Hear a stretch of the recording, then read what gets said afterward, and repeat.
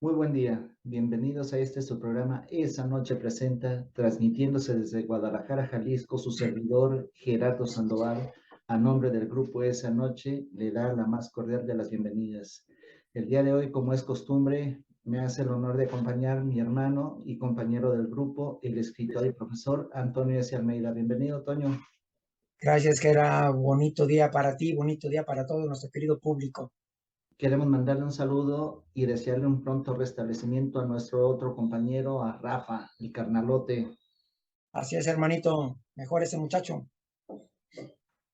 Pues, ¿qué te parece, Toño? Sí, pasamos a los saludos. Bienvenidos sean, Jera, y bien merecidos también. Les recordamos, si es de su agrado, compártanlo. Denle un like, un me gusta. Y les agradecemos cualquier comentario, cualquier sugerencia, cualquier propuesta de algún tema que les gustaría que abordáramos aquí en el programa. ¿Qué dices, Toño? Sería muy gratificante para los servidores el escuchar y el leer los comentarios que nos puedan vertir nuestros amigos, amigas y familiares, Jera. Un honor sería recibirlos.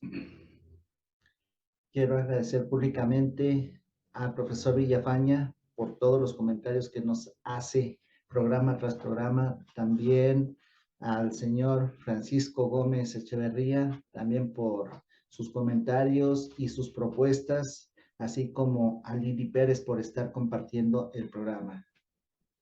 Muchísimas gracias a todos ellos. Pues van los saludos.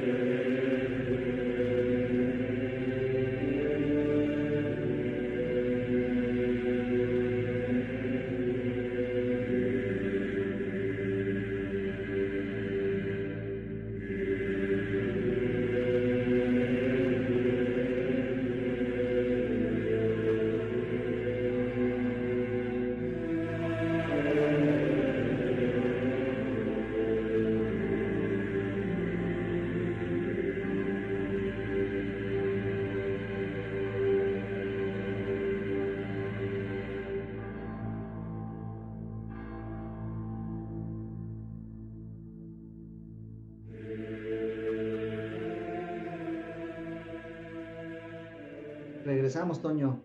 Pues, ¿qué Sí, te Gerardo. parece si continuamos con el tema que estuvimos platicando la semana anterior en el programa número 8, pero ahora en especial sobre uno de los personajes, Maximiliano de Habsburgo?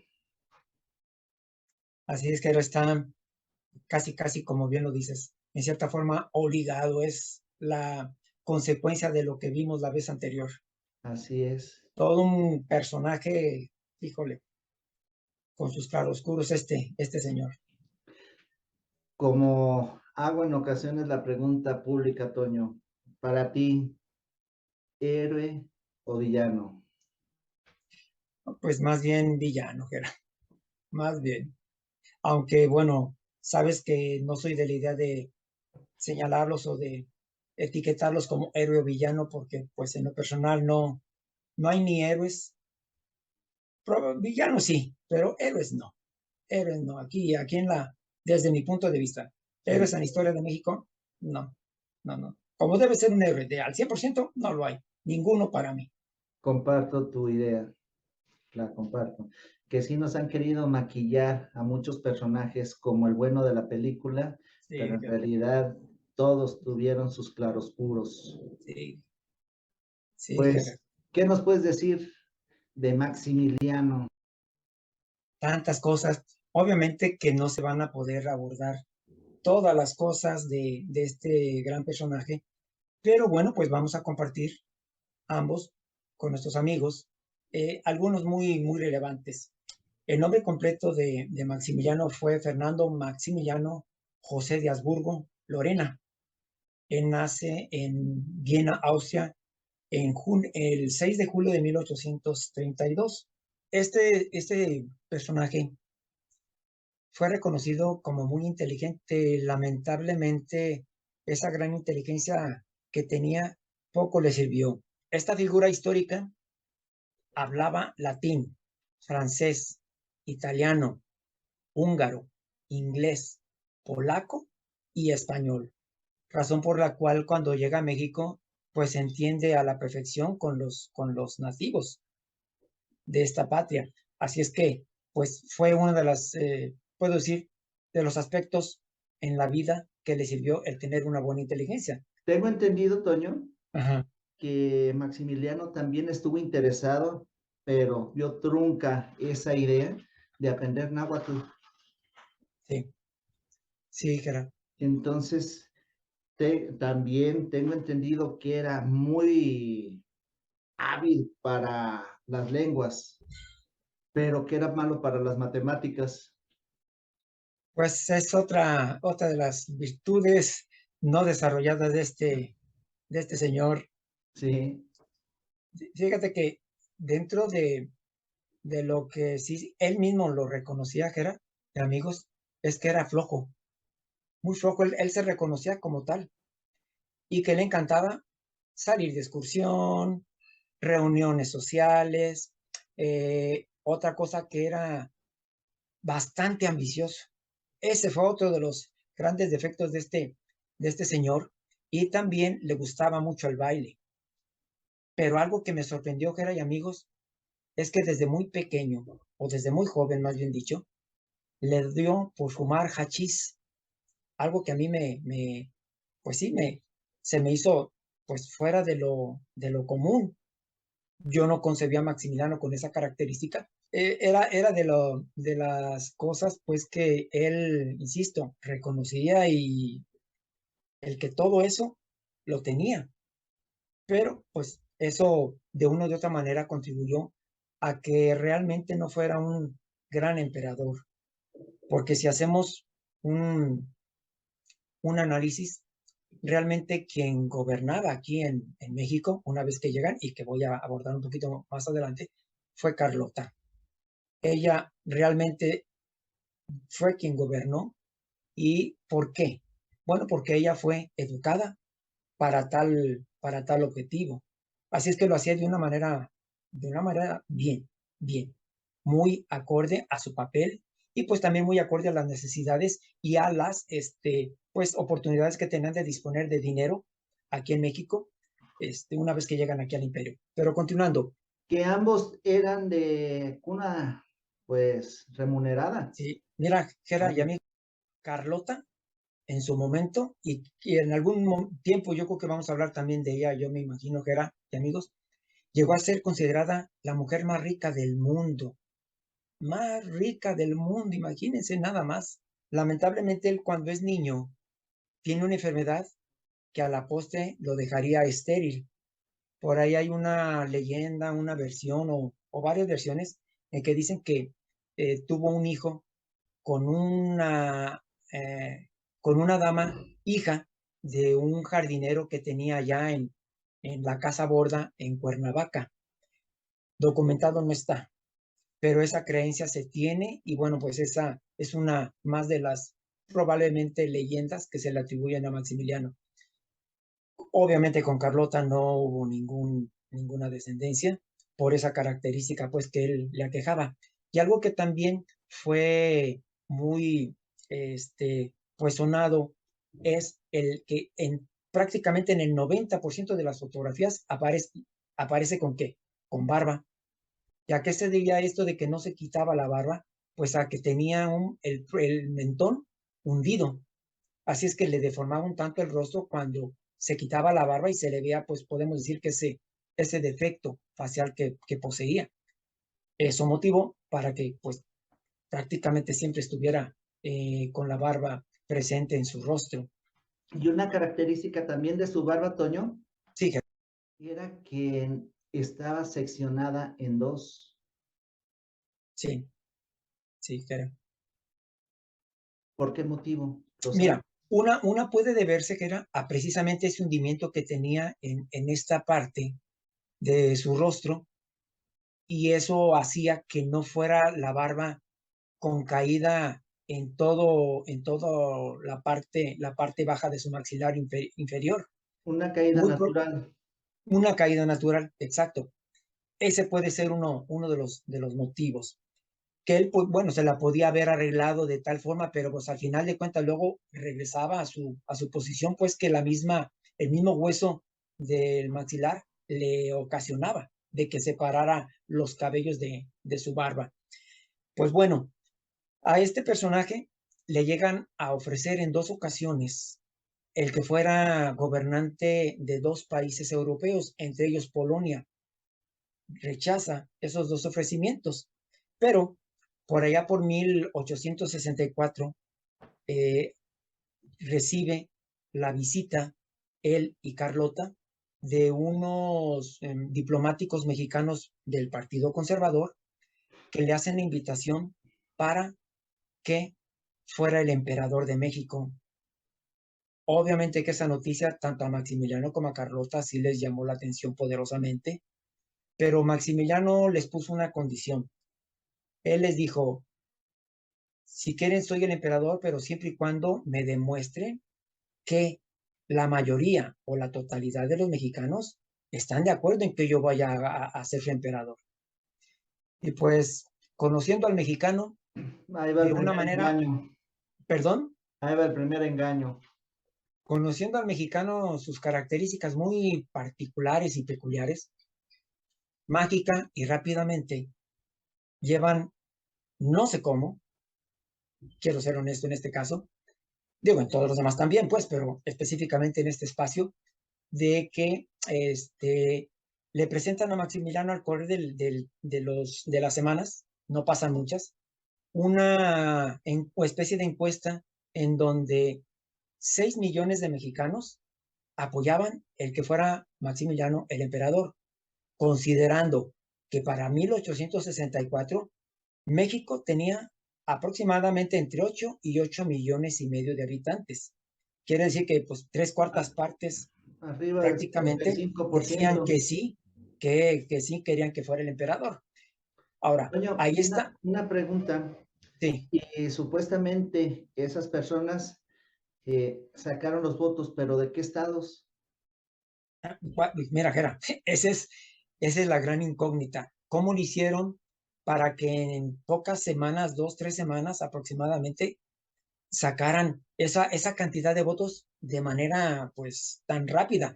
Le llevaron todos esos papeles a Maximiliano, en donde costaban esos millones de votos que, según esto, estaban a favor de el imperio de este señor O sea aquí en que, el país. Pero antes de continuar con este hecho, quiero resaltar algo, Jera y amigos, que de Carlota y Maximiliano.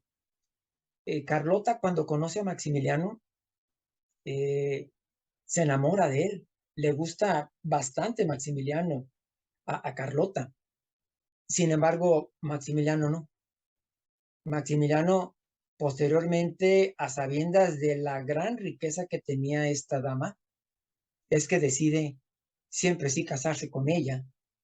Y aunque era casi 8 años mayor Maximiliano que Carlota, y otra, eran primos segundos, contraen de todos modos matrimonio allá por 1857.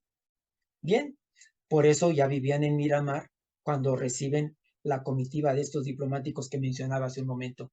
Pues bueno, continuando ya con ese convencimiento que tiene Maximiliano de todas las pruebas que le llevan de que los mexicanos sí querían que fuera el emperador,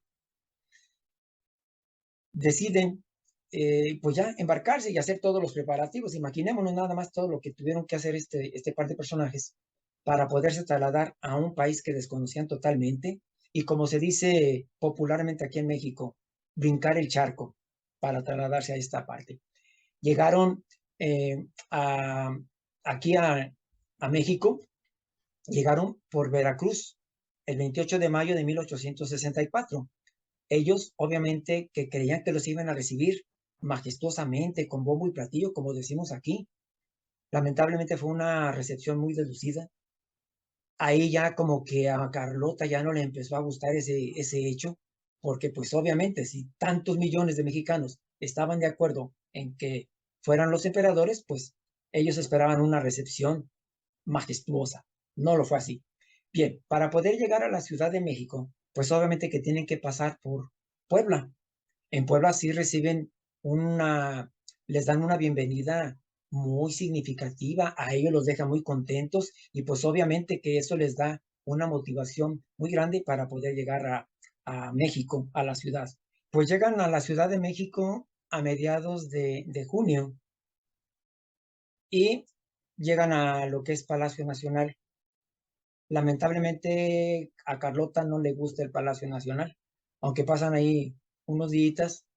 Luego reciben la visita de unos enemigos que les causan una molestia muy fuerte, y esos enemigos eran las cucarachas, las chinches y otros insectos, cosa a lo que no estaban acostumbrados los emperadores. Pues bueno, esto motiva a que se vayan a vivir al castillo de Chapultepec. Pero para donde, esto, donde me mande, encuentro, ándale, exactamente. aquí en el Alcázar. Para esto, Maximiliano se autoriza un sueldo anual, 1 millón de pesos aproximadamente. Y a Carlota le asigna, Pregunta, sí, ¿ese millón de pesos era su sueldo para él y su séquito o nada más para él? no, ahí te va. 250,000 pesos iba a ganar su esposa. Entonces, de ese sueldo, pues obviamente que tenía que darle todavía cobertura a su séquito. Entre un millón y medio, algunos autores te manejan que inclusive hasta 1,5 millones. Entonces, el imperio de este señor le costaba al país casi 1,5 millones al año. ¿Cuánto, Imaginémonos nada más. qué porcentaje sería del Producto Interno Bruto? Ahí te va, era más o menos era el 10%, porque para ese entonces México tenía un Producto Interno Bruto de aproximadamente 8 millones de pesos anuales. Casi era el 10%. Así es que era bastante lo que este personaje se autorizó. Pues ahorita que estás diciendo la disparidad del sueldo de Juárez, que es lo que nos dicen, porque también volvemos, ni tan héroe ni tan villano. No, Si aquí abajo de donde me encuentro están los dos carruajes, uno muy modesto y uno muy ostentoso. Entonces ahí se nota la diferencia de presupuesto de ambos gobiernos. Pues sí, sí. Los presupuestos y los gustos también, Gera. Exactamente. Otra cosa, porque mira, en algún momento abordaremos a Juárez y Juárez también llegó a tener su acumulación de riquecita, Sí, o sea, de riqueza, pues. sí. En algún momento hablaremos de él. No era tan austero como nos lo han pregonado. En efecto, Gera, en efecto. La historia se ha pasado en ponerlo como un super austero al señor. Sí era en cierta forma, sí, pero no tanto como nos lo han mencionado los oficialistas. Pues bien, este hecho de que se trasladen a vivir al castillo de Chapultepec trae grandes beneficios porque inmediatamente contratan jardineros, decoradores, arquitectos y demás personal de lo mejor que había tanto en Austria, en Bélgica, como en México, para que le hicieran un arreglo bastante bueno al ya castillo de Chapultepec, mismo que todavía, si te recuerdas que era, nos tocó la fortuna de conocer jarrones que trajeron en tiempos de Maximiliano, que todavía se conserva la cama donde dormía Carlota, porque hemos de, no sé ya si lo mencioné hace un rato, pero ellos siempre durmieron en habitaciones separadas, siempre. Entonces, también está un piano, El mande, piano, el el piano, piano, lo que viene siendo la bañera, sí, y las la capillas. decoración que tiene los tapices, Sí. tanto el papel tapiz o la tela, los muros tapizados en tela, como las alfombras. Pues mira, Toño, aquí a mis espaldas Sí, y en todo este inmueble hay gustos muy refinados, tanto de Maximiliano, por ende de Carlota, y de Porfirio Díaz, porque dijera, también tiene una gran mano de Porfirio Díaz aquí. sí, sí, en efecto, tienes toda la razón. Pues bueno, siguiendo con las características o con el accionar de este personaje, obviamente que al llegar aquí a México y siguiendo su gusto de salir excursiones, de salir fuera de su, ahora sí que de la ciudad que, en la que tenía que estar prácticamente mucho más tiempo, él se da la tarea de ir a conocer, según esto, las tierras que tenía su imperio. ¿Y quién creen que gobernaba? Carlota. Carlota era, y las visitas sí, a salir de la Ciudad de México eran frecuentes, razón por la cual pues Carlota tomaba el mando y lo hacía, insisto, bien. No sé si lo mencioné hace un momento, pero algunos historiadores e investigadores dicen que Carlota ha sido la única mujer que de manera directa ha gobernado este país. Y pues sí, aunque por ahí dicen que algunas esposas de algunos presidentes han tenido también injerencia, pero de que fue Carlota la primera, indiscutiblemente que sí. Fue la primera dama que gobernó de una u de otra manera este país, viéndolo desde ese punto de vista. ¿Querías comentar algo, Gerard? Sí, referente a Carlota, tengo entendido que era muy celosa. Entonces, eh, tenía que ir a Palacio Nacional, como lo conocemos en la actualidad, Maximiliano, y por ese motivo manda hacer el Paseo de la Reforma para poder ver el traslado de Maximiliano ida y vuelta. Sí, es de común acuerdo, este emperatriz y emperador hacen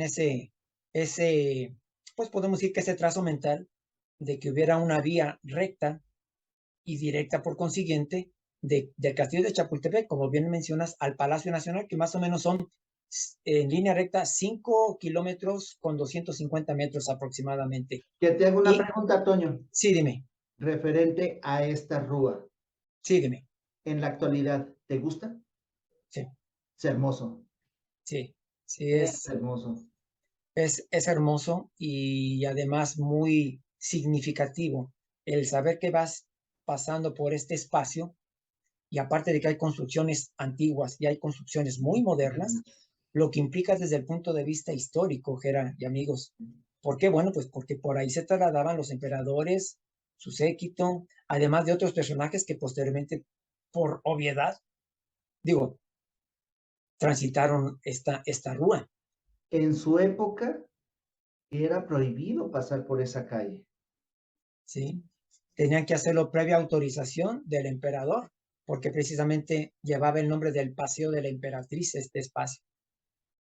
Pero de que fue majestuoso, indiscutiblemente, no hay Fue, duda, es y será.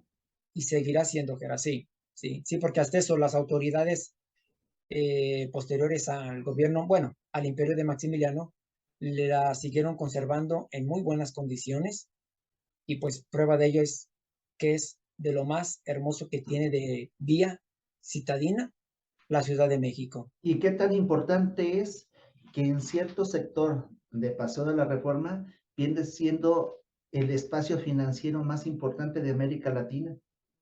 Sí, pero también otro dato relevante que mencionas.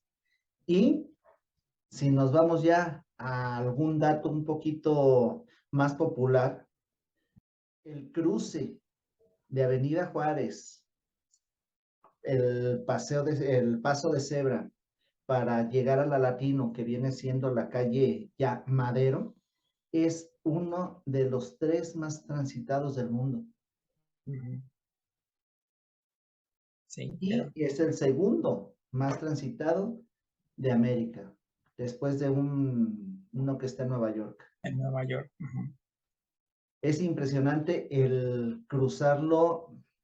Voy a hablar a título personal Uh-huh. con mi familia en diciembre. Si llegaron a ver la película de 300, parecía el choque de los dos ejércitos, los que vienen rumbo a calle Juárez y los que van rumbo a calle Madero.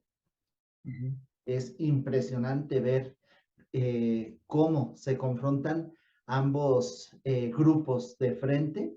Es trasladarse, como quien dice, de la Alameda y el Palacio de Bellas Artes a la Latino A y la viceversa. latina, así es. Uh-huh. Pues algo que también quiero compartir, Jera y amigos, es de que lamentablemente Maximiliano, una vez que pisa estas tierras, empieza a padecer problemas muy severos digestivos. Y pues algo que también a mí me sorprendió sobremanera en investigación es que su médico de cabecera, el doctor Samuel Bach, le receta para que todos los días tomara 2 pastillas de opio. Que a la postre, ¿qué te has de imaginar que va a pasar con Maximiliano? Se va a volver adicto Sí. a este opioide. Así es que, pues por eso en algunas fotografías se ve a él con los ojos así medios turbios, medios como, pues no muy normales que digamos. Y pues con eso mitiga un tanto los dolores. ¿Por qué? Porque las diarreas prácticamente eran diarias las que tenía este señor.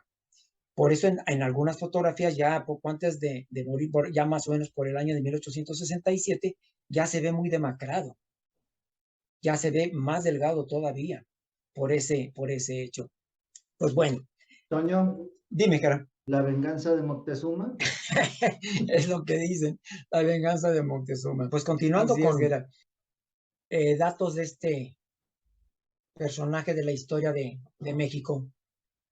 Él siempre fue apoyado por el ejército francés y obviamente por el ejército que también estaba acá del lado del Partido Conservador. Pero lamentablemente por problemas en algunos países europeos y Estados Unidos también en ello involucrado, es que el, el rey de Francia, Napoleón III, decide retirarle el apoyo a Maximiliano. Y obviamente que el ejército francés es trasladado para reforzar en lo que estaban llevando a cabo allá en ese país de Europa. Y pues se queda aquí Maximiliano prácticamente con el puro ejército que estaba aliado al Partido Conservador. Ante ese temor que causa en los emperadores, tanto en Maximiliano como en la emperatriz Carlota, Carlota decide en julio de 1866 viajar a Europa a solicitarle al rey e inclusive al Papa en turno que lo siguieran apoyando ¿Para qué? Pues para que permaneciera aquí el imperio y ellos obviamente pues no se vieran en la penosa necesidad de regresar como derrotados o inclusive hasta perder la vida. Eran muchas las, pues lo que se podía venir en juego o como resultado de esa falta de apoyo hacia el imperio. Pues Carlota lamentablemente ya no regresa a México y nunca más vuelven a verse Maximiliano y ella. Sí llegan a tener comunicación vía cartas, pero no físicamente se vuelven a ver ya los dos. Y Carlota, insisto, no regresa a México, por ende. Pues bueno, ya Maximiliano empiezan ya unos problemas muy severos y pues obviamente que el Partido Liberal estaba encima de ellos, hasta que en mayo de 1867 es que logran pues tomar prisionero a Maximiliano y como ya lo dijimos también a Miramón y a Mejía en el Cerro de las Campanas. Pero Toño, aprovechando que, dime, ¿por orden de quién por orden de quién que, perdón, fue apresado? pues en este caso fue por orden de Benito Juárez. Ahora, Sí, en su momento Maximiliano estaba de acuerdo con las ideas de Juárez. con las ideas liberales, exactamente, Gerard. Sí, tienes toda la Entonces, razón. pero también estaba en contra con algunas cosas que dictaminaba el clero. Entonces, ¿dónde está la ruptura de Juárez y Maximiliano? Pues Ahora, simple, ah, otra pregunta. sí, Tengo entendido, y es de todos conocido, que Juárez era masón.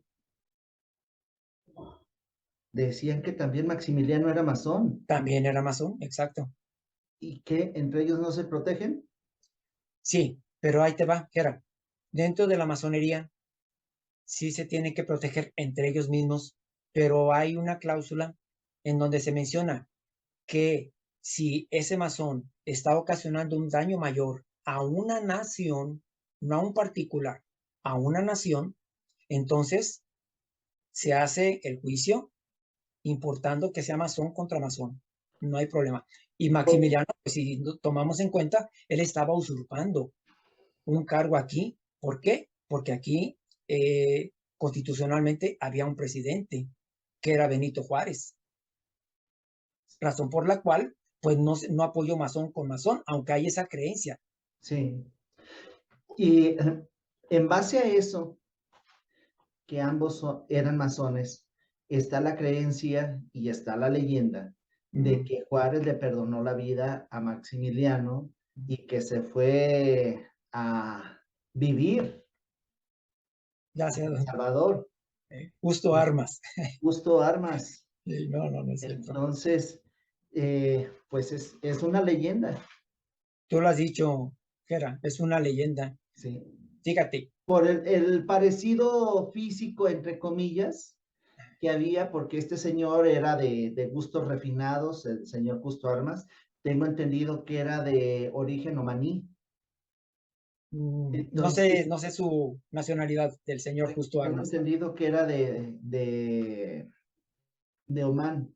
Ah, Entonces, este señor era de gustos refinados, era de una estatura, pues, que sobrepasa el común del latinoamericano. Entonces, de ahí viene la duda y viene la creencia, bien lo dices, errónea, de errónea, Gera, que porque Juárez este le es, perdonó la vida y se fue, ahora sí, de no, incógnito. Ahora, no, Toño, sí, después de todo lo que vivió Carlota prácticamente en el retorno a Europa, tengo entendido que quedó mal de sus facultades y que tenía lapsos muy vagos de lucidez. ¿Qué puedes decir en al efecto, respecto? sí es cierto todo lo que mencionas, Jara. Inclusive ya aquí en México empezó a tener eh, algunos problemitas, pero obviamente se le acentuaron más desde que salió de México en el viaje por la problemática tan severa que se les presentó y ya no se sigue estando en Europa. Allá prácticamente ya sus familiares se dieron cuenta de esa situación mental de Carlota, la empezaron a tratar le tuvieron todos los cuidados, eso sí, y más aparte, pues, porque disponían del recurso económico para ello. Además de que también disponían del recurso científico médico de aquel tiempo en Europa y en cualquier parte del mundo que se presentara, pues ellos podían llevar con la mano en la cintura al especialista para que la atendiera, cosa que sí sucedió. Pero como bien mencionas, sí tenía sus ratos de lucidez. No te puedo decir con exactitud qué tanto tiempo de la vida estuvo lúcida y qué tanto tiempo estuvo con estos problemas mentales. Lo que sí es que Carlota le sobrevive 60 años todavía a Maximiliano. Bien, continuando con esto que mencionabas, que era eh, de esa leyenda, si gustas en un momentito más abundamos de ella, sobre esta leyenda. Algo que le llamó la atención, y eso sucedió en 1865, y discúlpeme que me retrase, voy a hacer una mención de 1865, un hecho, y de 1864 otro que llamó mucho la atención, y que lo han señalado bastante los investigadores y los historiadores. La de 1865 es que él quiere conmemorar la gesta de la Guerra de Independencia, el inicio, y ordena que los restos de los personajes de la independencia que estaban en sus urnas dentro de la Catedral Metropolitana en la Ciudad de México sean expuestos en el Zócalo para rendirles un homenaje. Al pueblo se le hizo una buena idea, se les hizo un buen gesto, que un extranjero haya tenido esa buena idea para, bueno, darles un sentido homenaje a estos actores de la historia pertenecientes a lo que es el inicio de la Guerra de Independencia y obviamente pues también al de la consumación. Pero ¿qué pasa un año antes? En 1864, Maximiliano es el primer gobernante que va al pueblo de Dolores, donde Hidalgo dio el rito de independencia, a conmemorar el inicio de la independencia. Y esto lo hace ¿dónde? En el balcón de la casa donde vivió Miguel Hidalgo. Inclusive Maximiliano, aprovechando de que está cercana la casa de Hidalgo con la iglesia donde se llevó a cabo este hecho histórico el 16 de septiembre de 1810, manda a repicar las campanas, emulando lo que se hizo ese día. Es que, Toño, Entonces, son dos cosas muy relevantes. sí, y yo siento que Maximiliano tenía buenas intenciones. Incluso yo sé que por lo que me he documentado, Sí, de Jera, que Maximiliano veía mucho por el nacional, por el por el mexicano, por el indígena. indígena, Sí, sí, y Jera. siento que en ocasiones hasta más que Juárez. En efecto, Jera, en efecto, porque eso le hizo a Maximiliano ganarse muchos adeptos dentro del indigenismo mexicano. ¿Por qué?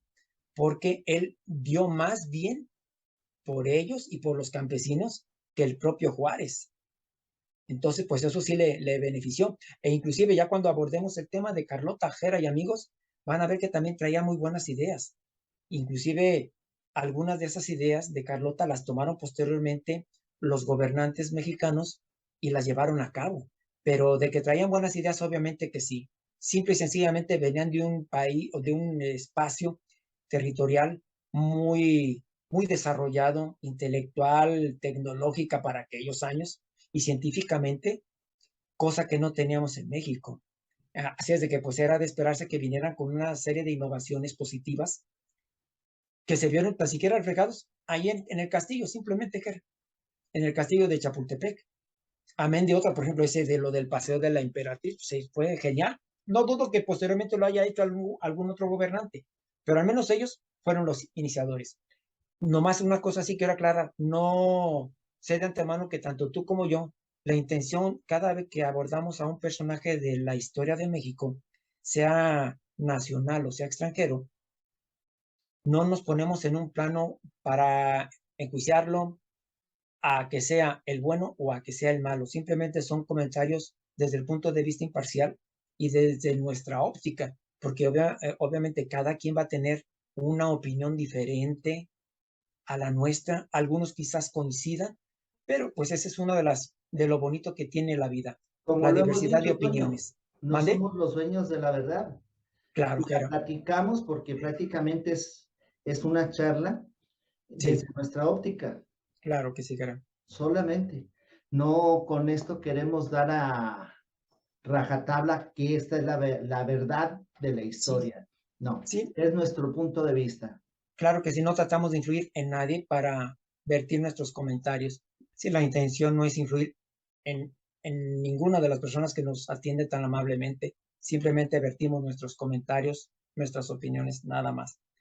Ya cada quien se ajusta a su gusto, a su inclinación, ya por alguna característica propia de cada uno de estos actores de la historia de nuestro país. Que si te pones a analizar, Toño, Sí, hemos Ger, abordado muchos personajes sí, importantes en la historia del país, buenos, malos, desde Hidalgo hasta la Concolí de todos los moles. sí, Ger, Entonces, hemos dicho cosas buenas y cosas malas de cada uno. ¿Por sí. qué? Porque no todo es blanco, no todo es negro. La mayoría son de tonos grisáceos desde nuestro punto de vista.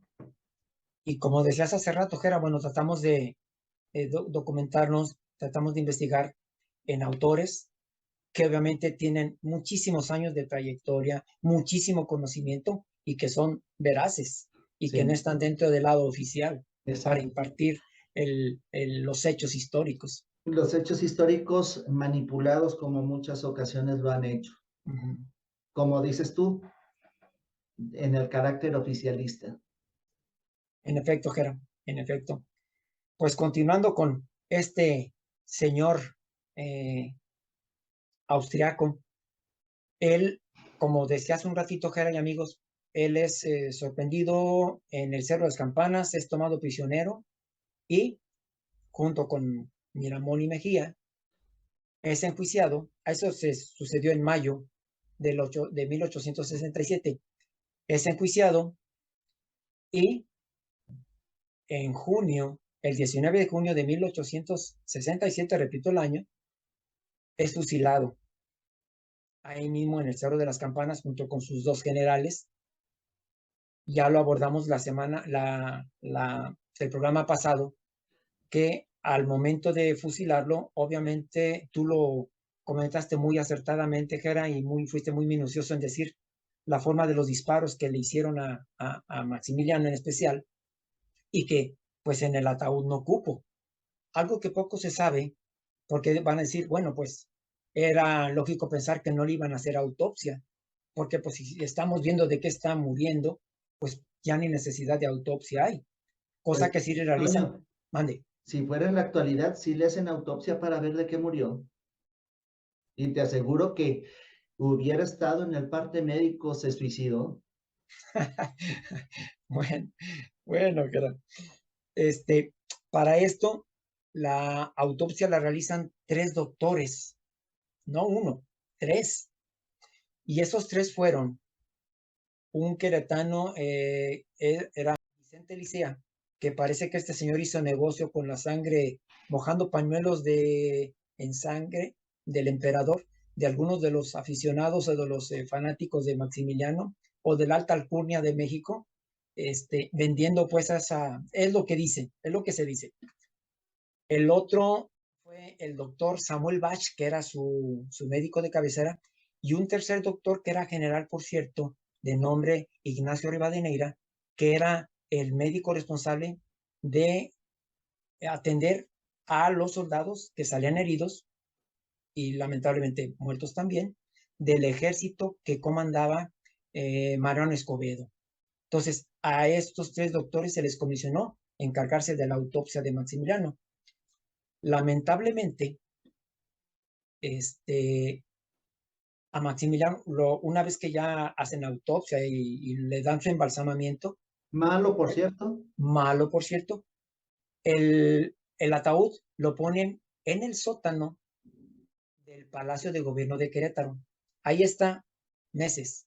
Lamentablemente por ahí se dan cuenta, abandonado obviamente, se dan cuenta, no sé si tarde o a penitas justo, de que ya se estaba descomponiendo el cuerpo porque estaba roto el cristal del ataúd. Se entera Juárez y Juárez ordena que lo trasladen a la Ciudad de México para, pues, darle un tratamiento más adecuado al cuerpo. ¿Y qué crees que pasa? Creo que ya lo sabes. En el camino se les cae el ataúd porque lo llevaban en una carreta jalada por caballos. Se les cae el ataúd, el cuerpo sale del mismo y se moja. Unas versiones dicen que se mojó en agua lodosa, otras que en agua cristalina. El caso es de que el cuerpo sale del ataúd, se moja e inmediatamente, bueno, pues lo suben y a continuar el viaje hasta llegar a México. Y una vez que llega a la Ciudad de México, lo depositan el cuerpo en el hospital de San Andrés. Este hospital de San Andrés estuvo donde actualmente está el edificio que se encuentra, donde está el caballito de Carlos IV. Ahí obviamente era otro tipo de arquitectura, otro tipo de construcción. Ahí estuvo el hospital de San Andrés, que fue donde a Maximiliano le realizan la segunda autopsia. Es ahí mismo, en este hospital, donde Juárez, de manera muy sigilosa, una noche va y visita el cuerpo de Maximiliano y es donde lo conoce apenas físicamente. Se sorprende de la estatura que tenía este señor, de la amplia frente que tenía Maximiliano y pues bueno, sin decir más palabras, no más de eso, con su acompañante, no recuerdo si era como un foro Lerdo de Tejada, no recuerdo cuál de los dos era quien lo acompañó, pero insisto, de una manera muy, muy sigilosa, muy en secreto. Y es ahí como lo conoce. Y Bien. donde lo menosprecia hasta cierto En punto. cierta forma sí lo menosprecia, Jera. Sí, Sí, porque sí, dijo cierto. que era muy alto, pero a la vez mal proporcionado. También de esto. Sí, que era muy tonto precisamente por el tamaño de su frente, Ujú. porque antes se tenía la creencia que entre más prominente la frente, era más inteligente la Ujú. persona. Sí, pues como que todavía predomina esa idea en algunas personas, me he dado cuenta. Bien, pues bueno, aquí ya Juárez recibe las peticiones de la diplomacia austriaca para que envíen el cuerpo. Ese fue uno de los motivos por lo que Juárez aceleró el que trasladaran el cadáver de Maximiliano a México. Y llega ya la comitiva austriaca a México y el cadáver de Maximiliano sale rumbo a Austria, porque sale de ahí del hospital de San Andrés, pasa por la calle Madero, que era el cortejo fúnebre prácticamente casi de madrugada. Y el 13 de noviembre de 1867 sale ya el cuerpo de Maximiliano rumbo a Austria. Y actualmente,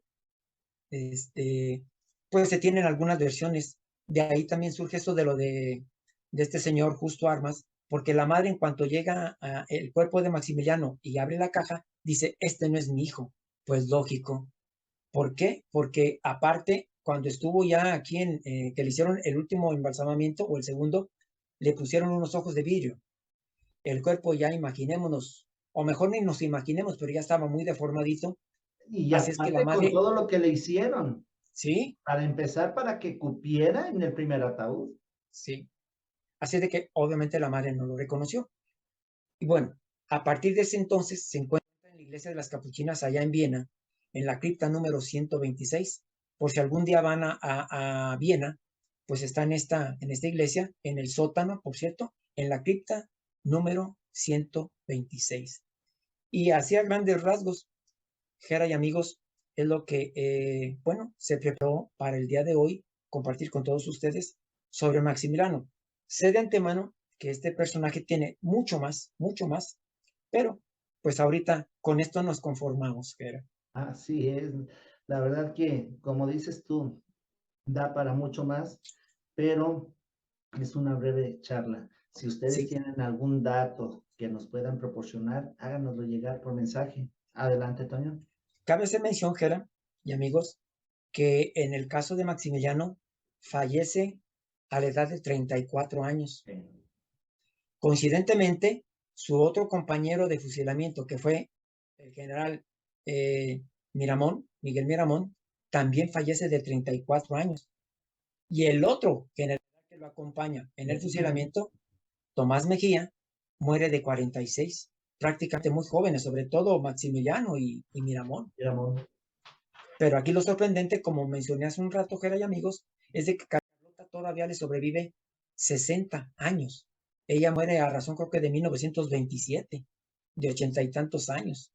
Pues lo mencionaste al inicio, era más joven que él, Sí, pero 8 años. ahora sí, dentro de todo eso, imagínate el sufrimiento de esta mujer Mira, al tener un sueño de poder, después de haber tenido una vida de opulencia y tener que pasar, valga la expresión, las de Caín, aquí al haber llegado aquí a nuestro país bajo engaños, como bien lo dijiste, se queda sin esposo, se queda prácticamente pues en otro mundo exacto, y sí.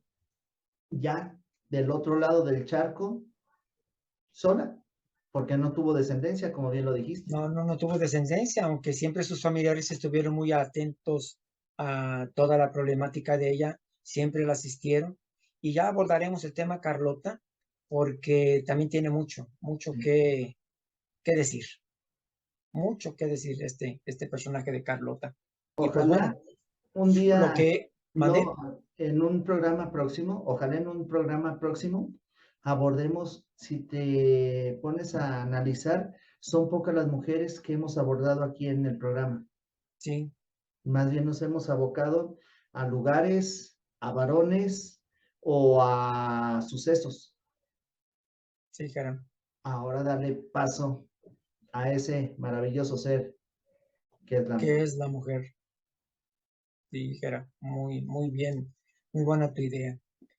La mujer es la flor más bella del jardín llamado naturaleza y la obra mayor de Dios.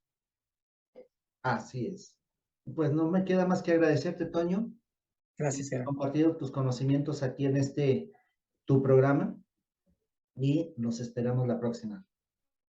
Pues gracias, Gerardo, una vez más por tu invitación, por tu paciencia, por todo el trabajo que desarrollas atrás de las cámaras y un agradecimiento también muy especial a todas aquellas personas que nos atienden en cada uno de los programas, porque la verdad es algo hermoso para el servidor que haya un ser o varios seres que atienden esto que con tanta dedicación, con tanto gusto y cariño y respeto hacemos para compartir con ellos. Así es. Pues no me queda más que agradecerles y nos vemos la próxima. Hasta luego, canal. Lo mejor de la vida para ustedes y sus familias y muchas gracias a todos ustedes. Hasta luego. Hasta luego.